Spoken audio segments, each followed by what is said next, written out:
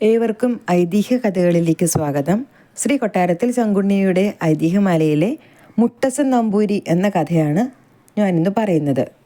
വികട സരസ്വതിയുടെ നടനരംഗമായ നാവിനാൽ അത്യന്തം കീർത്തിമാനായിരുന്ന ഈ ബ്രാഹ്മണൻ്റെ ഇല്ലം തിരുവിതാംകൂറിൽ പ്രസിദ്ധമായിട്ടുള്ള വൈക്കത്ത് ക്ഷേത്രത്തിന് സമീപത്താകുന്നു.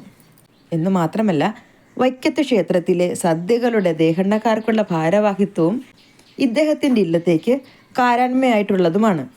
ഇപ്പോഴും വലിയ മടപ്പള്ളിയിൽ അടുപ്പിൽ തീയിടുന്നതിന് മുട്ടസൻ നമ്പൂരി വന്നല്ലാതെ പാടില്ലെന്നാണ് വച്ചിരിക്കുന്നത്. ഈ തറവാട്ടിൽ ഉദ്ദേശം 50 കൊല്ലം മുമ്പ് വരെ ജീവിച്ചിരുന്ന ഒരു നമ്പൂരിയെക്കുറിച്ചാണ് ഇവിടെ കുറഞ്ഞൊന്ന് പറയാൻ പോകുന്നത്. പ്രസിദ്ധനായ ഈ മുട്ടസൻ നമ്പൂരിക്ക് അനന്യസാധാരണമായ ഒരു വാഗ്വിലാസം സംഭവിക്കാനുണ്ടായ കാരണത്തെ തന്നെ ആദ്യമായി പറയാം. ഇദ്ദേഹം സമാവർത്തനം കഴിഞ്ഞ് ഉണ്ണി നമ്പൂരിയായി താമസിക്കുന്ന കാലത്ത് മൂകാംബികയിൽ ഒരു മണ്ഡല ഭജനം കഴിക്കുകയുണ്ടായി. അക്കാലത്ത് അവിടെ ദിവ്യമായിരിക്കുന്ന ത്രിമധുരം സേവിക്കാൻ സംഗതിയായതിനാലാണ് അദ്ദേഹത്തിന് ഈ മഹാത്മ്യം സിദ്ധിച്ചത്. മൂകാംബിയിലെ ദിവ്യമായിരിക്കുന്ന ആ ത്രിമധുരം മലയാളികൾക്ക് അസുലഭമാണെന്ന് പ്രസിദ്ധമാണല്ലോ. ആ ത്രിമധുരത്തിനുള്ള മഹാത്മ്യം എന്താണെന്ന് കൂടി പറയാം. മൂകാംബികയിൽ പതിവായി അത്താഴപൂജ കഴിഞ്ഞ് നടയടയ്ക്കാറാവുമ്പോൾ ശർക്കര, കദളിപ്പഴം, തേൻ ഇങ്ങനെയുള്ള മധുരദ്രവ്യങ്ങൾ ഒരു പാത്രത്തിലാക്കി ബിംബത്തിൻ്റെ മുൻഭാഗത്ത് വെച്ചിട്ടാണ് നടയടയ്ക്കുന്നത്. ദിവസം തോറും രാത്രികാലങ്ങളിൽ ദേവന്മാർ അവിടെ വന്ന് ദേവിയെ പൂജിക്കുക പതിവുള്ളതിനാൽ ആ ത്രിമധുര നേദ്യം കഴിക്കുന്നതും ദേവന്മാർ തന്നെയാണ് പതിവ്. അതിനാലാണ് ആ ത്രിമധുരത്തിന് അസാധാരണമായ ദിവ്യത്വമുള്ളത്. അത് സേവിക്കുന്ന മലയാളികൾക്ക് അന്യാദൃശ്യമായ വാണീവിലാസമുണ്ടാകുമെന്നുള്ളത് കൊണ്ട് പരദേശികൾക്ക് ഇവരോടുള്ള അസൂയ നിമിത്തം ആർക്കും കൊടുക്കാതെ അതവിടെ ഒരു അഗാധമായ കിണറ്റിൽ ഇട്ടുകളയുകയാണ് പതിവ്. ദിവസം തോറും രാവിലെ നട തുറക്കുമ്പോൾ തലേനാൾ രാത്രിയിൽ ദേവന്മാരാൽ ആരാധിക്കപ്പെട്ട പാരിജാതാദി ദിവ്യ പുഷ്പങ്ങൾ കാണപ്പെടുന്നതിനാൽ അവിടെ തലേ ദിവസം ശാന്തി കഴിച്ച ആൾക്ക് പിറ്റേ ദിവസം ശാന്തി കഴിക്കാൻ പാടില്ലെന്ന് ഒരേർപ്പാടുണ്ട്. എന്ന് മാത്രമല്ല, അകത്ത് കണ്ടത് പുറത്ത് പറയുകയില്ല എന്ന് ഒരു സത്യം ചെയ്യിച്ചിട്ടാണ് ദിവസം തോറും ശാന്തിക്കാരെ അകത്തേക്ക് കടത്തിവിടുന്നത്. നമ്പൂരി അവിടെ എത്തി കുറച്ച് ദിവസം ഭജനം കഴിഞ്ഞപ്പോഴേക്കും അവിടുത്തെ പതിവുകളെല്ലാം മനസ്സിലായി. ഏതു വിധവും ഈ ത്രിമധുരം സേവിക്കണമെന്ന് നിശ്ചയിച്ച് അതിന് തരം നോക്കിക്കൊണ്ട് താമസിച്ചു.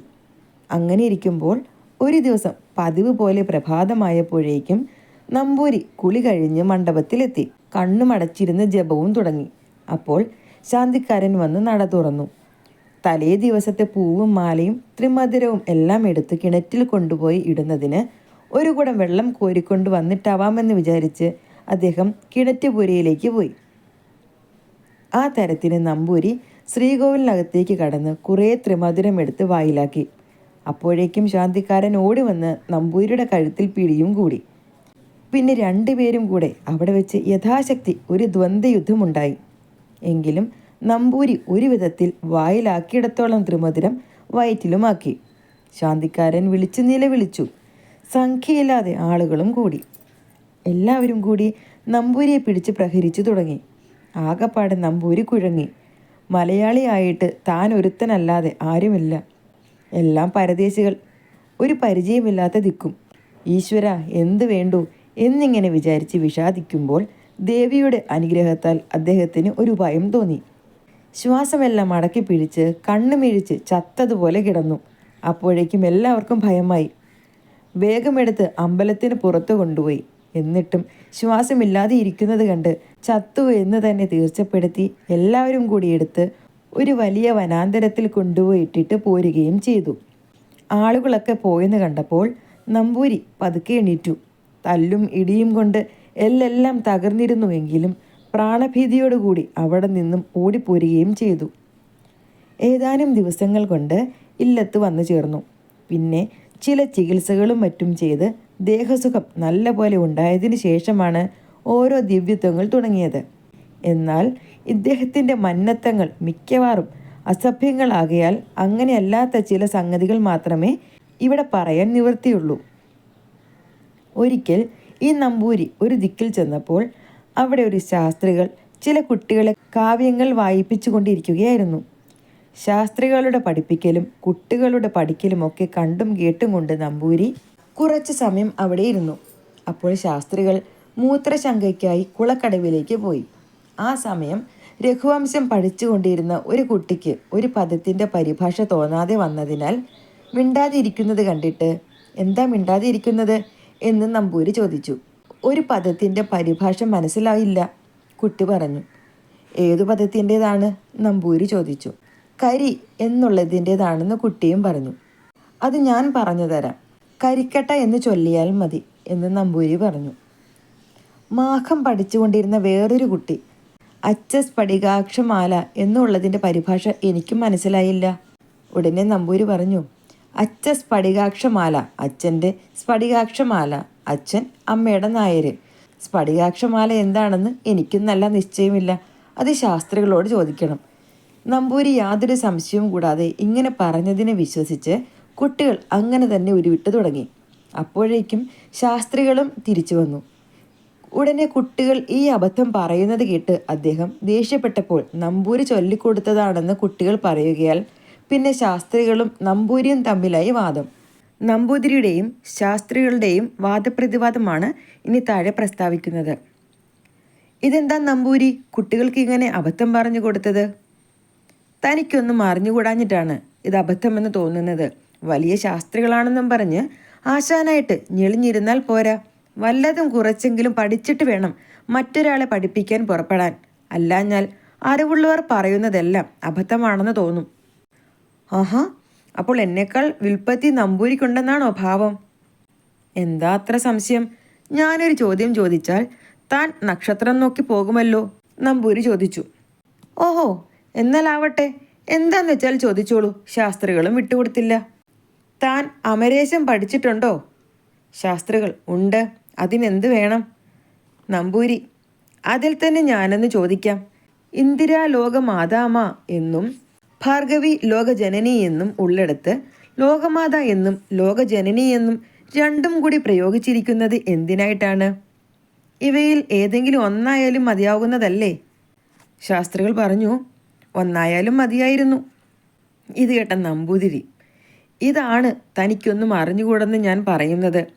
ഏറ്റവും ചുരുക്കമായി ഉണ്ടാക്കിയിരിക്കുന്ന ഈ ഗ്രന്ഥത്തിൽ അതിഗംഭീരനായിരിക്കുന്ന തത്കർത്താവ് വെറുതെ ഇങ്ങനെയൊരു പദം പ്രയോഗിക്കുകയില്ല. ശാസ്ത്രികൾ, എന്നാൽ ഇതിൻ്റെ പ്രയോജനം എന്താണെന്ന് നമ്പൂരി പറയണം. നമ്പൂരി ഉടനെ മേൽപോട്ടും കീഴ്പോട്ടും ചൂണ്ടിക്കാണിച്ചുകൊണ്ട് ആ ലോകമാത എന്നും ഈ ലോകജനനി എന്നുമാണ് പറഞ്ഞിരിക്കുന്നത്. അതുകൊണ്ട് മഹാലക്ഷ്മി ഒരു ലോകത്തിലേക്ക് മാത്രമല്ല, പരലോകത്തിലെ മാതാവും ഇഹലോകത്തിലെ ജനനിയുമെന്നാണ് അതിൻ്റെ അർത്ഥം. ഒന്നു മാത്രം പറഞ്ഞാൽ ഒരു ലോകത്തിലേക്കല്ലാതെ ആകുമോ? ഈടോ, ഇതൊക്കെ വല്ലതും പഠിച്ചെങ്കിലേ മനസ്സിലാകൂ എന്നും പറഞ്ഞ് നമ്പൂരി ഇറങ്ങിപ്പോവുകയും ചെയ്തു. പിന്നെ ഒരിക്കൽ ഒരു ദിവസം വൈകുന്നേരം ഇദ്ദേഹം അമ്പലപ്പുഴ എത്തിച്ചേർന്നു. കുളിച്ച് സന്ധ്യാവന്ദനാദികളും കഴിച്ച് അമ്പലത്തിലെത്തി. അന്ന് വാവോ മറ്റോ ആയിരുന്നതിനാൽ അത്താഴമില്ലാത്ത ഒരു ദിവസമായിരുന്നു. ഉപായത്തിൽ പലഹാരം വല്ലതും കഴിക്കണം എന്ന് വിചാരിച്ചു കൊണ്ടിരിക്കുമ്പോൾ അത്താഴപൂജ കഴിഞ്ഞ് ശാന്തിക്കാരൻ നേദ്യം കഴിച്ച അപ്പവും എടുത്തുകൊണ്ട് തിടപ്പള്ളിയിലേക്ക് പോകുന്നത് കണ്ടു. അവിടെ ബ്രഹ്മസമായിട്ട് പതിവുള്ള അപ്പം വഴിപോക്കർക്ക് കൊടുക്കാതെ ശാന്തിക്കാർ തന്നെ അപഹരിക്കുകയാണ് പതിവ്. അഥവാ കൊടുത്താലും ഒന്നോ ഒരു മുറിയോ അല്ലാതെ കൊടുക്കുകയുമില്ല. ഈ പതിവുകൾ മുട്ടസൻ നമ്പൂരി മുന്നേ തന്നെ അറിഞ്ഞിരുന്നത് കൊണ്ട് അപ്പവും കൊണ്ടുപോയ ശാന്തിക്കാരൻ്റെ പിന്നാലെ അദ്ദേഹവും തിടപ്പള്ളിയിലെത്തി. നമ്പൂരി, എടോ ശാന്തിക്കാരൻ, ഇവിടുത്തെ അപ്പം ഒരാൾ തിന്നുകയാണെങ്കിൽ എത്ര എണ്ണം തിന്നും? ശാന്തിക്കാരൻ പറഞ്ഞു, ഞെരുങ്ങിയാൽ ഒരു 20 എണ്ണം തിന്നുമായിരിക്കും. ഏയ്, അതൊന്നുമല്ല, 100 എണ്ണത്തിന് സംശയമില്ല. എന്നെപ്പോലെയുള്ളവരാണെങ്കിൽ ഒരു സമയം 200 എണ്ണം തട്ടിയെന്നും വരാം, നമ്പൂരി പറഞ്ഞു. ഇത് കേട്ട ശാന്തിക്കാരൻ, ഒരു കാലത്തുമില്ല, അത്ര മിടുക്കന്മാരിപ്പോൾ ഭൂമിയിൽ ജനിച്ചിട്ടില്ല. എത്ര പെരുവയറനായാലും 30 എണ്ണത്തിലധികം തിന്നുകയുമില്ല, നിശ്ചയം തന്നെ. നമ്പൂരി, അതൊന്നുമല്ലടോ, 200 എണ്ണം ഈ പറയുന്ന ഞാൻ തന്നെ തിന്നു കാണിച്ചു തരാം, യാതൊരു സംശയവുമില്ല. ഇങ്ങനെ അവർ തമ്മിൽ ഇല്ലെന്നും ഉവെന്നും വലിയ തർക്കമായി. ഒടുക്കം വാദമുറുകി 5 രൂപ പന്തയവും പറഞ്ഞു. എന്നാൽ ഇപ്പോൾ തന്നെ അതറിയണം എന്ന് പറഞ്ഞ് ശാന്തിക്കാരൻ 200 അപ്പം ഒരു ഉരുളിയിലാക്കി നമ്പൂരിയുടെ മുന്നിൽ വെച്ചു കൊടുത്തു. നമ്പൂരി അവിടെ ഇരുന്ന് പതുക്കെ തിന്നാനും തുടങ്ങി. 10-15 അപ്പം തിന്നപ്പോഴേക്കും നമ്പൂരിക്കും വയറ് നിറഞ്ഞ് തൃപ്തിയായി. അപ്പോൾ നമ്പൂരി, എടോ ശാന്തിക്കാരാ, താൻ ഇത്ര മിടുക്കനാണെന്ന് ഞാൻ വിചാരിച്ചിരുന്നില്ല. ഞാൻ തന്നെ വിഡ്ഢി. എൻ്റെ വയറിനെ കുറിച്ച് എന്നേക്കാൾ നിശ്ചയം തനിക്കാണല്ലോ. ഇതാ, എനിക്കിപ്പോൾ വയറ് നിറഞ്ഞു കഴിഞ്ഞു. ഇനി ഒരപ്പം പോലും തിന്നാൻ പ്രയാസമാണ്. ശാന്തിക്കാരൻ പറഞ്ഞു, എന്നാൽ രൂപ തരൂ, ഞാൻ മുന്നേ പറഞ്ഞതല്ലേ. അപ്പോൾ നമ്പൂരി, എടോ, ബ്രഹ്മസ്വമക അപ്പം ദിവസം തോറും താൻ തിന്നുന്നതിൻ്റെ വില വഴിപോക്കനായ എനിക്ക് താൻ കണക്ക് തീർത്ത് തരികയാണ് വേണ്ടത്. അതിൽ നിന്ന് തൻ്റെ ഈ 5 രൂപ എടുത്തതിന് ശേഷം ഇങ്ങോട്ട് തന്നേക്കൂ എന്നും പറഞ്ഞ് ഇറങ്ങിപ്പോവുകയും ചെയ്തു. പിന്നെ ഒരിക്കൽ ഇദ്ദേഹം വേറെ ഒരു ദിക്കിൽ ഒരമ്പലത്തിൽ ചെന്നു. അത് രാവിലെയായിരുന്നു. ആ ക്ഷേത്രം സർക്കാർ വകയാണെങ്കിലും അവിടുത്തെ സകല അധികാരവും അവിടുത്തെ വാര്യർക്കായിരുന്നു. വാര്യര് വലിയ ധനവാനും ഏറ്റവും ഗർവിഷ്ഠനുമായിരുന്നു. നമ്പൂരി കുളിക്കാനായി കുളക്കടവിൽ വന്നപ്പോൾ വാര്യര് മുണ്ടൊടുക്കാതെ ഇരുന്ന് എണ്ണ തേക്കാൻ ഭാവിക്കുകയാണ്. നമ്പൂരിയെ കണ്ടിട്ട് യാതൊരു ആചാരവും ഭാവിച്ചില്ല. ആ ദേശത്തേക്ക് വാര്യര് ഒരു പ്രധാനനും ക്ഷേത്രാധികാരിയുമായിരുന്നതുകൊണ്ട് അങ്ങനെയാണ് പതിവ്. നമ്പൂരിക്ക് അതൊക്കെ അറിവുണ്ടായിരുന്നതിനാൽ അദ്ദേഹവും അടുക്കൽ ചെന്നിരുന്നു. തേച്ചുകുളി നമുക്ക് പങ്കായിട്ടായി കളയാം. ഞാനും തേച്ചു കുളിച്ചിട്ട് വളരെ ദിവസമായി എന്നും പറഞ്ഞ് നമ്പൂരിയും എണ്ണയെടുത്ത് തേച്ചു തുടങ്ങി. വാര്യർക്ക് കേമമായിട്ട് ദേഷ്യം വന്നു. എങ്കിലും ഒന്നും മിണ്ടിയില്ല. നമ്പൂരി വേഗം വേഗം എണ്ണയും തേച്ച് കുറെ ഇഞ്ചിയും താളിയും ഇങ്ങോട്ടെടുത്ത് ക്ഷണത്തിൽ തേച്ചുകുളിയും കഴിച്ച് അമ്പലത്തിലെത്തി. അപ്പോഴേക്കും ഉച്ചപൂജയും കഴിയാറായി. തേവാരമെല്ലാം കഴിഞ്ഞപ്പോഴേക്കും നമസ്കാരം കാലമായി എന്ന് ശാന്തിക്കാരൻ വന്ന് പറഞ്ഞു. ഉടനെ നമ്പൂരി പോയി ഉണ്ണാനിരുന്നു.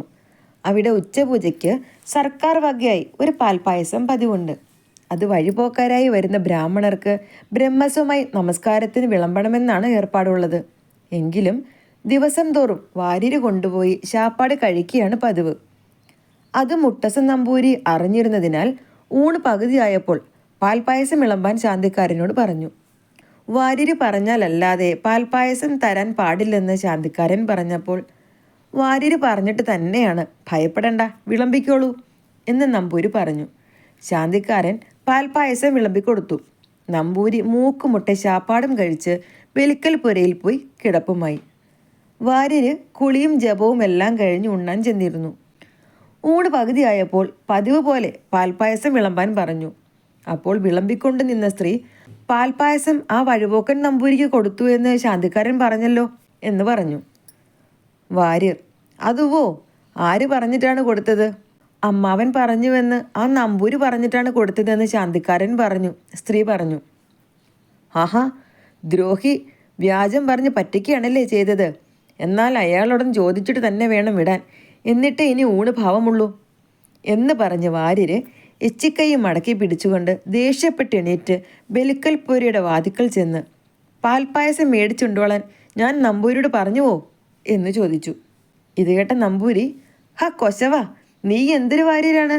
നിനക്കുണ്ടോ അഷ്ടാംഗ ഹൃദയം? ഏഭ്യ, മോനിപ്പള്ളി ശങ്കുവാര്യര് മഹായോഗ്യൻ, നല്ല അഷ്ടാംഗ ഹൃദയക്കാരൻ. അയാളാണ് തേച്ചു കുളിച്ചാൽ പാൽപ്പായസം ഉണ്ണണമെന്ന് പറഞ്ഞിരിക്കുന്നത്. അല്ലാതെ നീ പറഞ്ഞാൽ ആര് കേൾക്കും? ഞാൻ നിന്റെ ബാല്യക്കാരനോ? ഇപ്രകാരം യാതൊരു തടസ്സവും കൂടാതെ നമ്പൂരിയുടെ ശകാരം കേട്ടപ്പോൾ വാര്യര് വല്ലാതെ അന്ധനായി തീർന്നു. അതിനു മുമ്പ് ഒരിക്കൽ പോലും ആരും ഇങ്ങനെ തന്നെ പറഞ്ഞിട്ടില്ല എന്നതിനാൽ ഇത് ഏറ്റവും ദുസ്സഹമായി ഭവിക്കയാൽ ഇനിയും നമ്പൂരി വല്ലതും പറയുന്നതിനും വല്ലവരോടും വന്ന് കേൾക്കുന്നതിനും ഇടയാകണ്ട എന്ന് വിചാരിച്ച് അത്യന്തം ലജ്ജയോടുകൂടി അഭിമാനനിധിയായ വാര്യർ ക്ഷണത്തിൽ വാര്യത്തേക്ക് തന്നെ മടങ്ങിപ്പോയി. നമ്പൂരിയുടെ വഴിക്ക് നമ്പൂരിയും പോയി. പിന്നെ ഒരിക്കൽ ഇദ്ദേഹം ആ ക്ഷേത്രത്തിൽ ചെന്നപ്പോൾ അവിടെ ഉത്സവമായിരുന്നു. എന്തോ കാരണവശാൽ അവിടെ കൂത്തിന് വന്നിരുന്ന നമ്പ്യാരുമായി മുഷിയുന്നതിനിടയായി. അതിനാൽ നമ്പ്യാരെ ഒന്ന് പറ്റിക്കണമെന്ന് നിശ്ചയിച്ചു. അവിടെ ഉത്സവം നടത്തിക്കൊണ്ടിരുന്ന തഹസിൽദാർ ക്ഷേത്ര മര്യാദകളൊന്നും നിശ്ചയമില്ലാതെയും ക്ഷേത്രത്തിൻ്റെ മതിൽക്കകത്ത് പോലും കടക്കാൻ പാടില്ലാതെയുമുള്ള ഒരു സാധു മനുഷ്യനായിരുന്നു. നമ്പൂരി ആ തഹസിൽദാരുടെ അടുക്കൽ സേവയ്ക്കടുത്തുകൂടി 1-ാം തരത്തിൽ ഉണ്ടയില്ലാത്ത ഒരു വെടി പറഞ്ഞു പിടിപ്പിച്ചു. എങ്ങനെയെന്നാൽ, ഇവിടെ ഉത്സവകാലത്ത് വിളക്കിൻ്റെ ഇടയ്ക്കുള്ള പ്രദക്ഷിണത്തിന് മുമ്പൊക്കെ നമ്പ്യാർ മിഴാവ് വാദ്യം കൂടെ എടുത്തു സേവിക്ക് പതിവുണ്ടായിരുന്നു. ഇക്കൊല്ലം അത് കാണുന്നില്ലല്ലോ. ക്ഷേത്രങ്ങളിൽ ഈ വാദ്യം വളരെ മുഖ്യമായിട്ടുള്ളതാണ്. യജമാനന് ഇതിൻ്റെ നിശ്ചയമില്ലായിരിക്കുമെന്ന് വിചാരിച്ച് നമ്പ്യാർ ഇത് കബളിപ്പിക്കുകയാണ് ചെയ്യുന്നത്. അതിനാൽ അതുകൂടെ നടത്താനായി ചട്ടം കെട്ടാത്ത പക്ഷം യജമാനന് വളരെ കുറച്ചിലാണ്. ഇപ്രകാരം നമ്പൂരിയുടെ വ്യാജവചനത്തെ കേട്ട് വിശ്വസിച്ച് സാധുവായ ആ തഹസിൽദാർ പാവപ്പെട്ട നമ്പ്യാരെ കൊണ്ട് മഹാമേരുവിനെ പോലെ ഇരിക്കുന്ന മിഴാവ് ഒരു ദിവസം കെട്ടിയെടുപ്പിച്ചു അത്രേ. പിറ്റേ ദിവസമായപ്പോഴേക്കും നമ്പ്യാർ നമ്പൂരിയെ ശരണം പ്രാപിച്ചു. പിന്നെ അദ്ദേഹം തന്നെ തഹസിൽദാരുടെ അടുക്കൽ പറഞ്ഞ് നമ്പ്യാരുടെ ഈ ഗ്രഹപ്പിഴ ഒഴിച്ചുവിടുകയും ചെയ്തു.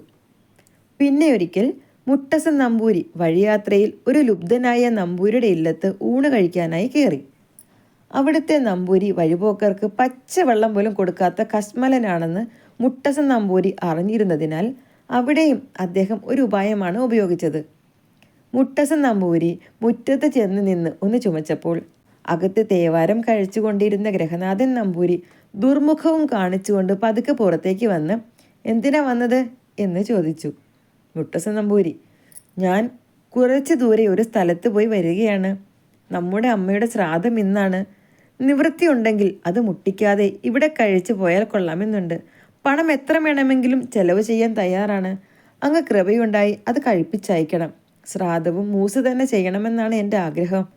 ഇത് കേട്ടപ്പോൾ ദക്ഷിണയായിട്ടും സാധന വിലയായിട്ടും പണം കുറേ തട്ടിയെടുക്കാമെന്ന് വിചാരിച്ച് എന്നാൽ ചതുർവിധമായിട്ട് തന്നെ വേണോ എന്ന് ഗൃഹസ്ഥൻ ചോദിച്ചു. മുട്ടസൻ നമ്പൂരി, അമ്മയുടെ ശ്രാദ്ധം അങ്ങനെയല്ലാതെ ഉണ്ടായിട്ടില്ല. അതുകൊണ്ട് അങ്ങനെ തന്നെ അയൽ കൊള്ളാമെന്നാണ് ആഗ്രഹം. പണം എത്ര വേണമെങ്കിലും ഉണ്ട്. ഗൃഹസ്ഥൻ നമ്പൂരി, എന്നാൽ വേണ്ടതുപോലെയൊക്കെ ആവാം. എന്നാൽ അങ്ങ് തേച്ചു കുളിക്കണം. എണ്ണയുടെ വില കൂടി എന്താണെന്ന് വെച്ചാൽ തന്നേക്കാം, മുട്ടസൻ നമ്പൂരി പറഞ്ഞു. ഉടനെ ഗൃഹസ്ഥൻ അങ്ങനെ തന്നെ ആവാമെന്ന് സമ്മതിച്ചു. പിന്നെ അകത്തു പോയി വേണ്ടതെല്ലാം ക്ഷണത്തിൽ വെച്ചുണ്ടാക്കുന്നതിന് ചട്ടം കിട്ടി എണ്ണയും എടുത്ത് രണ്ടുപേരും കൂടി കുളിക്കാൻ പോയി. മുട്ടസൻ നമ്പൂരി ക്ഷണത്തിൽ കുളി കഴിച്ചു. എന്നാൽ ഞാൻ പോയി എല്ലാം വട്ടം കൂട്ടട്ടെ, അങ്ങ് കുളി കഴിഞ്ഞ് വേഗത്തിൽ വന്നേക്കൂ എന്ന് പറഞ്ഞ് ഇല്ലത്തെത്തി. അപ്പോഴേക്കും അന്തർജനം ബലിക്ക് വേണ്ടതെല്ലാം വെച്ചുണ്ടാക്കി നാലുകെട്ടിൽ കൊണ്ടുവന്ന് വെച്ച് വാതിലും ചാരി അടുക്കളയിലേക്ക് പോയി. ഇനി അകത്തേക്ക് കടക്കാമെന്ന് പറഞ്ഞേക്കിടി എന്ന് പറഞ്ഞു. ഉടനെ മുട്ടസൻ നമ്പൂരി അകത്തേക്ക് കടന്ന് നാലുകെട്ടിൻ്റെ പുറത്തേക്കുള്ള വാതിലുകളെല്ലാം അടച്ച് സാക്ഷായമിട്ട് അവിടെ ഇരുന്ന് തന്നെത്താൻ വിളമ്പി വെടുപ്പായിട്ട് ഊണും തുടങ്ങി. കുറച്ച് കഴിഞ്ഞപ്പോഴേക്കും ഗൃഹനാഥൻ നമ്പൂരി തേച്ചുകുളിയും കഴിഞ്ഞ് വാതിക്കൽ വന്ന് മുട്ടി വിളിക്കാൻ തുടങ്ങി. മുട്ടസൻ നമ്പൂരി, ഇതാ ഞാൻ വരുന്നു, കുറച്ചവിടെ നിൽക്കണം, ഇതൊന്ന് മുഴുവനാക്കിക്കോട്ടെ എന്ന് പറഞ്ഞ് സാവധാനത്തിൽ ഊണ് കഴിച്ചു. ഊണ് കഴിഞ്ഞ് കൈയും മടക്കി പിടിച്ചു കൊണ്ടുവന്ന് ഇടത്തെ കൈകൊണ്ട് വാതിൽ തുറന്നപ്പോൾ ഗൃഹസ്ഥൻ നമ്പൂരി, അല്ലേ തനിക്ക് ശ്രാദ്ധം മുട്ടാനുണ്ടെന്ന് പറഞ്ഞിട്ട് ഇങ്ങനെയാണോ എന്ന് ചോദിച്ചു. മുട്ടസൻ നമ്പൂരി, എൻ്റെ മൂസ് ദേഷ്യപ്പെടരുത്. അന്താളിത്തം കൊണ്ട് എനിക്ക് അല്പം തെറ്റിപ്പോയി. ഇവിടെ വന്നപ്പോഴാണ് ഓർമ്മയുണ്ടായത്. ഇന്ന് അമ്മയുടെ ശ്രാദ്ധമല്ല, എൻ്റെ പിറന്നാളാണ്. അതുകൊണ്ട് തരക്കേടൊന്നും ഉണ്ടായില്ല.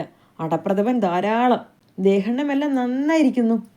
ഇത് കേട്ടപ്പോൾ ഗൃഹസ്ഥൻ നമ്പൂരി കോപാന്തനായി കണ്ണും ചുവത്തിക്കൊണ്ട് എന്താണ് ഇതിന് മറുപടി പറയേണ്ടതെന്ന് വിചാരിച്ചുകൊണ്ട് നിൽക്കുമ്പോൾ മുട്ടസൻ നമ്പൂരി കയ്യും കഴുകി പടിക്കിലിറങ്ങി പോവുകയും ചെയ്തു. ഇദ്ദേഹം ഒരിക്കൽ ആറാട്ടുപുഴ പൂരം കാണാൻ പോവുകയുണ്ടായി. ആറാട്ടുപുഴ പൂരത്തിന് പോകുന്നവർ തങ്ങൾക്കുള്ളവയെല്ലാം കഴിഞ്ഞ് കിട്ടാവുന്നിടത്തോളം ഇരവലും വാങ്ങി സർവാഭരണ ഭൂഷിതന്മാരായിട്ടാണല്ലോ പോവുക പതിവ്. എന്നാൽ മുട്ടസൻ നമ്പൂരി അങ്ങനെയല്ല പോയത്. അദ്ദേഹത്തിൻ്റെ തറവാട്ട് വകയായിട്ടുള്ള സകല വസ്തുക്കളുടെയും ആധാര പ്രമാണങ്ങൾ എല്ലാം ഒരു പെട്ടിയിലാക്കി കെട്ടിയെടുത്തും കൊണ്ടാണ് പോയത്. പൂരസ്ഥലത്ത് ഒരാൾത്തറയിൽ കയറി ആധാരപ്പെട്ടിയും തലയിൽ വെച്ചുകൊണ്ട് പൂരം കണ്ടുകൊണ്ട് നിന്നു. അനന്യ സാധാരണമായ ഈ പ്രവൃത്തിയുടെ ഉദ്ദേശം എന്താണെന്ന് ചിലർ ചോദിച്ചപ്പോൾ അവരവർക്കുള്ള ദ്രവ്യപുഷ്ടി എത്രത്തോളം ഉണ്ടെന്നല്ലേ ഇവിടെ കാണിക്കേണ്ടത്? അല്ലെങ്കിൽ ഈ ആളുകളെല്ലാം ഇത്ര വളരെ സ്വർണം ചുമന്നുകൊണ്ട് വന്നിരിക്കുന്നത് എന്തിനാണ്? അതിനാൽ നമുക്കുള്ള സമ്പാദ്യങ്ങളുടെ ആധാരങ്ങളെല്ലാം ഞാൻ കൊണ്ടുപോകുന്നതാണ്. ഞാൻ കുറച്ച് സമ്പാദിച്ചിട്ടുള്ളത് വസ്തുക്കളായിട്ടാണ്, സ്വർണമായിട്ടല്ല. പിന്നെ ഇങ്ങനെയല്ലാതെ നിവൃത്തിയില്ലല്ലോ എന്ന് പറഞ്ഞു. ഇടുപ്പതിലധികം സ്വർണ്ണാഭരണങ്ങളും അണിഞ്ഞു വന്നിരിക്കുന്ന പല യോഗ്യന്മാരും ഇത് കേട്ട് സാമാന്യത്തിലധികം മധ്യമമായി എന്ന് വെച്ചാൽ ഇളിഭ്യരായി എന്നുള്ളത് പറയേണ്ടതില്ലല്ലോ. ഇദ്ദേഹം ആദ്യം തിരുവനന്തപുരത്ത് പോയപ്പോൾ ഒരു ദിവസം പൊന്നുതമ്പുരാൻ തിരുമനസിലെ കോവിലിൽ എഴുന്നള്ളത്ത് സമയം മുണ്ടുകൊണ്ട് തല മൂടിക്കെട്ടി ശീവേലിപ്പുരയിലുള്ള ഒരു വലിയ കൽത്തൊട്ടിയിലിറങ്ങി മുഖം മാത്രം പുറത്തേക്ക് കാണിച്ചുകൊണ്ടിരുന്നു. ഒരിക്കൽ തിരുമനസ്സുകൊണ്ട് അങ്ങോട്ട് നോക്കിയപ്പോൾ ഈ മുഖം കണ്ടു. അതാരാണ് കൽത്തൊട്ടിയിൽ ഇറങ്ങിയിരിക്കുന്നത്? വിളിക്കട്ടെ എന്ന് കൽപ്പിച്ചു. ഉടനെ ഒരു ഹരിക്കാരൻ നമ്പൂരിയെ വിളിച്ച് തിരുമുമ്പാകെ കൊണ്ടുചെന്നു. എന്തിനായിട്ടാണ് അതിൽ ഇറങ്ങിയിരുന്നത് എന്ന് ചോദിച്ചു. നമ്പൂരി, ഇവിടെ വന്നാൽ മുഖം കാണിക്കണമെന്ന് കേട്ടിട്ടുണ്ട്. അതിലിറങ്ങിയിരിക്കാഞ്ഞാൽ മുഖം മാത്രമായിട്ട് കാണിക്കാൻ പ്രയാസമായിട്ട് ഇറങ്ങിയതാണ്. നമ്പൂരിയുടെ ഈ ഫലിതം കേട്ടിട്ട് തിരുമനസ്സുകൊണ്ട് സന്തോഷിച്ച് സമ്മാനം കൽപ്പിച്ച് കൊടുത്തതല്ലാതെ ഒട്ടും തിരുവള്ളക്കേടുണ്ടായില്ല. ഇതെല്ലാം ഇദ്ദേഹം സേവിച്ച ആ ത്രിമധുരത്തിൻ്റെ മഹാത്മ്യമാണ്. അദ്ദേഹം എന്ത് പ്രവർത്തിച്ചാലും എന്ത് പറഞ്ഞാലും അദ്ദേഹത്തോട് വിരോധം തോന്നുകയില്ല. അത് വെറുതെ വരുന്നതല്ലല്ലോ. അദ്ദേഹം ആണ്ടുതോറും തൃപ്പൂണിത്തറ ഉത്സവത്തിന് പോകാറുണ്ടായിരുന്നു. ആട്ടം, ഓട്ടം തുള്ളൽ, ഞാണന്മേൽ കളി, വാളേറ്, ചെപ്പടി വിദ്യ, അമ്മാനാട്ടം, കുറത്തിയാട്ടം, ആണ്ടിയാട്ടം മുതലായി എല്ലാ കൂട്ടവും അദ്ദേഹവും ഓരോന്നും ചാർത്തിക്കുക പതിവാണ്. മറ്റു ചാർത്തുകാരെ കൊണ്ട് അദ്ദേഹത്തിൻ്റെ പേർക്ക് കൂടി ഓരോ പ്രാവശ്യം കളിപ്പിക്കും. ആ വകയ്ക്കുള്ള അരിക്കോപ്പുകൾ വാങ്ങി അവർക്ക് കൊടുക്കും. പണം മുഴുവനും അദ്ദേഹം എടുക്കും. അങ്ങനെയാണ് പതിവ്. പാഠകം പറയുക എന്നുള്ളത് ഒന്ന് മാത്രം ആൾപ്പേരെ കൊണ്ട് സാധിക്കാത്തതാകിയാൽ അത് അദ്ദേഹം തന്നെയാണ് നടത്തുക. വേഷം കെട്ടി വിളക്കൊത്ത് ചെന്ന് നിൽക്കുമെന്നല്ലാതെ പാഠകം പറയാനുള്ളതൊന്നും അദ്ദേഹം പഠിച്ചിട്ടുണ്ടായിരുന്നില്ലാത്തതിനാൽ ഒന്നും പറയാറില്ല. യോഗ്യന്മാരായ അനേകം പാഠകക്കാർ വേറെ ഉള്ളതുകൊണ്ടും ആരും ഇദ്ദേഹത്തിൻ്റെ അടുക്കൽ പോകാറുമില്ല. ഒരു ദിവസം പാഠകം കേട്ടുകൊണ്ടിരിക്കുന്നവരെല്ലാം തൻ്റെ അടുക്കൽ വരുത്തണമെന്ന് നമ്പൂരി നിശ്ചയിച്ച് ഒരു ഉപായം ചെയ്തു. എങ്ങനെയെന്നാൽ 2 കൈയും തലയിൽ വെച്ചുകൊണ്ട് അയ്യോ പാവേ എന്ന് ഉറക്കെ ഒരു നിലവിളിയും വെച്ചു കൊടുത്തു. അത് കേട്ട ആളുകളൊക്കെ പരിഭ്രമിച്ച് എന്താണെന്നറിയാനായിട്ട് ഓടി ഇദ്ദേഹം വേഷം കെട്ടി നിൽക്കുന്ന ദിക്കിലേക്ക് ചെന്നു. അപ്പോൾ നമ്പൂരി ഇങ്ങനെ നിലവിളിച്ചും കൊണ്ട് ആ ശൂർപ്പണഖ ഖരൻ്റെ അടുക്കിലേക്ക് ചെന്നു എന്ന് പറഞ്ഞ് പാഠകവും മതിയാക്കി. കേൾക്കാൻ ആരുമില്ലാതെയായപ്പോൾ മറ്റു പാഠകക്കാരും മതിയാക്കി. ഇങ്ങനെ കേൾവിക്കാർക്ക് അതുമില്ല ഇതുമില്ല എന്നാക്കി തീർത്തു എന്ന് പറഞ്ഞാൽ മതിയല്ലോ. പിന്നെ ഒരു ദിവസം ഒരു നല്ല വിൽപ്പന്നനായ ഒരാൾ നമ്പൂരിയെ ആക്ഷേപിക്കണമെന്ന് കരുതിക്കൊണ്ട് നമ്പൂരിയുടെ പാഠകം കേൾക്കാനായി ചെന്നു.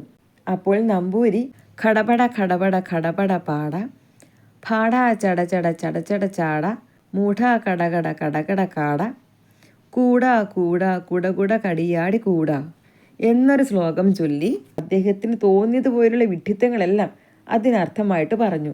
പാഠകം കഴിഞ്ഞുടൻ ആ വിദ്വാൻ നമ്പൂരിയോട്, ഹേ, ഈ ശ്ലോകം ഏത് പ്രബന്ധത്തിലുള്ളതാണ്? ഇതിൻ്റെ അർത്ഥം ഒന്നുകൂടി പറഞ്ഞു കേട്ടാൽ കൊള്ളാം എന്ന് പറഞ്ഞു. നമ്പൂരി, കുശവ, നീ പറയുമ്പോഴൊക്കെ പറയാൻ ഞാൻ നിന്റെ ശിഷ്യനാണോ? ഏത് പ്രബന്ധത്തിലുള്ളതാണെന്ന് അറിയണമെങ്കിൽ ഗ്രന്ഥപരിചയമുള്ള ആളുകളോട് വല്ലവരോടും പോയി ചോദിക്കേ. എനിക്കിപ്പോൾ പറയാൻ മനസ്സില്ല. വിദ്വാനായിട്ട് ഞാനൊരുത്തൻ മാത്രമേ ഇവിടെ വന്നിട്ടുള്ളൂ. മുട്ടസ് നമ്പൂരി ഓരോ സംഗതി വശാൽ അനേകം ഭാഷാശ്ലോകങ്ങൾ ഉണ്ടാക്കിയിട്ടുണ്ട്. അവ അത്ര സഭ്യങ്ങളല്ലാത്തതിനാൽ ഇവിടെ ഒന്നും ചേർക്കുന്നില്ല. ശ്ലോകങ്ങളെല്ലാം സാമാന്യം നന്നായിട്ടുമുണ്ട്. യാത്രക്കളിയിൽ ഇദ്ദേഹം കൊങ്ങിണി മുതലായ അനേകം വേഷങ്ങൾ കെട്ടാറുണ്ട്. വേഷങ്ങളെല്ലാം വളരെ നന്നായിരുന്നു എന്നാണ് കേട്ടിട്ടുള്ളത്. വാക്കുകളെല്ലാം ഫലിതമായിരിക്കും. മുട്ടസൻ നമ്പൂരിയുടെ വേഷം അരങ്ങത്ത് വന്നാൽ പൊതുവെ പോകുന്നത് വരെ കാഴ്ചക്കാരിൽ ഒരുത്തരെങ്കിലും ഒരു സമയവും ചിരിക്കാതെ ഇരുന്നു പോയി എന്ന് വരാറില്ല. അദ്ദേഹത്തിൻ്റെ വേഷം കണ്ടിട്ടുള്ളവരിൽ ഇപ്പോഴും ജീവിച്ചിരിക്കുന്നവർ പലരുമുണ്ട്. ഈ നമ്പൂരി കുറച്ചു കാലം തിരുവാർപ്പിൽ വലിയ മേനോൻ ആയിട്ടും ഇരുന്നിട്ടുണ്ട്. തുടർന്നും ഇതുപോലെയുള്ള കഥകൾ കേൾക്കുവാനായി സബ്സ്ക്രൈബ് ചെയ്യൂ ഐതിഹ്യ കഥകൾ.